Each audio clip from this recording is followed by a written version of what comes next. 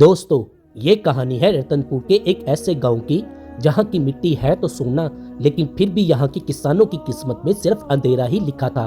और इस अंधेरे की वजह था वहाँ का बेहिस और जालिम जमींदार ठाकुर दिग्विजय सिंह।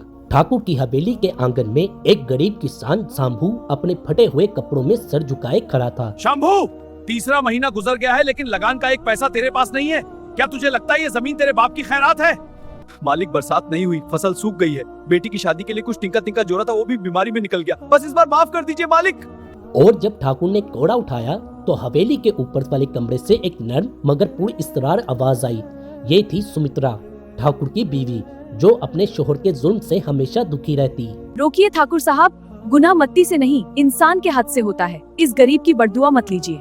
अगर ये टैक्स नहीं भर सकता तो इसका हिस्सा मेरी जेवरात से काट लीजिए। तुम बीच में मत बोलो सुमित्रा, ये धर्मशाला नहीं रियासत है, और रियासत रहम से नहीं दर से चलती है। फिर जमींदार ने शंभू को धक्का देकर अपनी हवेली से बाहर निकाल दिया। शंभू गिरता पड़ता अपनी कुटिया तक पहुंचा, जहां उसकी बेटी राधा उसका इंतजार कर रही थी। राधा गांव की सबसे पढ़ी लिखी और निडर लड़की थी। बाबा, कब तक हम इस जुल्म को किस्मत का नाम देकर सहेंगे? ये जमीन हमारी है, हमने इसे सींचा है तो हक भी हमारा होना चाहिए। चुप कर जा बेटी, ठाकुर के कान बहुत तेज हैं। अगर उसने सुन लिया तो वो हमें इस गांव से निकाल देगा। निकालने दीन बाबा, शहर से कानून के लोग आ रहे हैं। मैंने उन्हें चिट्ठी लिखी है। अब अंधेरा खत्म होगा क्योंकि अब किसान जाग गया है। अब एक तरफ ठाकुर का कहर था और दूसरी तरफ राधा की हिम्मत। सुमित्रा भी अंदर ही अंदर राधा की मदद करने का फैसला कर चुकी थी। क्या एक बेटी अपने बाप की जमीन और इज्जत बचा पाएगी? ये तो वक्त ही बताएगा। रतनपुर की फिजाओं में बारूद की महक थी। राधा की लिखी हुई चिट्ठी ने शहर में हलचल मचा दी थी।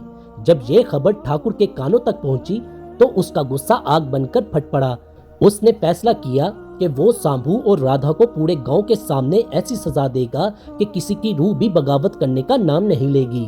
रात के वक्त गांव के बिल्कुल बीचों बीच एक बड़े से दरख्त के साथ शंभू को जंजीरों से बांध दिया गया। रतनपुर के लोगों, देख लो इस किसान का हाल। इसने और इसकी बेटी ने सरकार को खत लिखकर मेरी रियासत में आग लगानी चाहिए। शंभू, अब तेरी मत्ती तेरा खून मांग रही है। खून शंभू का नहीं, उस जुल्म का बहेगा जो आपने सालों से किया है। ठाकुर साहब, आप जमीन के मालिक तो हो सकते हैं, लेकिन हमारी सांसों के नहीं। जुबान बहुत चलती है तेरी लड़की, इसका गला घोट दो।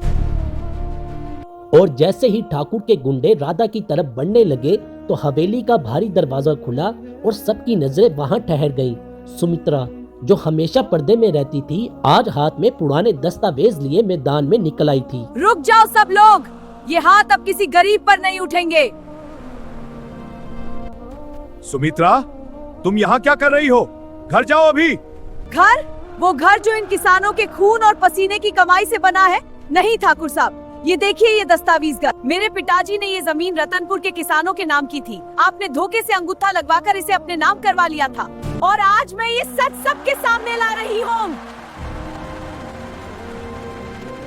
सुमित्रा की ये बात सुनकर गांव वालों में सरगोशियां शुरू हो गईं। ठाकुर का चेहरा पीला पड़ गया। उसने गुस्से में अपनी बंदूक उठाई और राधा की तरफ निशाना साधा। मैं इन सब खत्म कर दूंगा, ना ये कागज रहेंगे ना तुम। नहीं मालिक, मेरी बेटी को छोड़ दो।